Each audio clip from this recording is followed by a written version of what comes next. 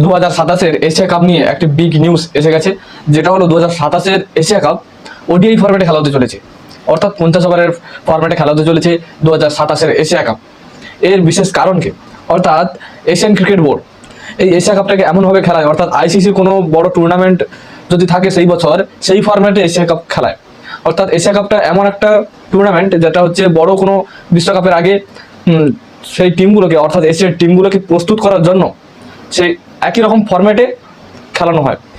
2027-এর শেষের দিকে ODI world cup খেলা হতে চলেছে, এবং সেই ক্রিকেটের ফরম্যাট কি 50 ওভারের ফরম্যাট, এবং সেই ফরম্যাটের কথা মাথায় রেখে 2027-এ এশিয়া কাপ 50 ওভারের ফরম্যাটে খেলা হতে চলেছে। এটা একদিক দিয়ে সুবিধা যে এশিয়ার যে টিমগুলি আছে তাদের 2027-এর ওয়ার্ল্ড কাপের আগে প্রস্তুত করে নেওয়া, এবং একদিক দিয়ে ভালো হবে যেটা হলো ইন্ডিয়ার দিক দিয়ে যেসব ওডিআই ম্যাচগুলি আছে সেগুলি বাদে আরও বেশি ম্যাচ পাবে ইন্ডিয়ান প্লেয়াররা, যাতে করে 2027-এর ওয়ার্ল্ড কাপে ভালো পারফরমেন্স করতে পারে।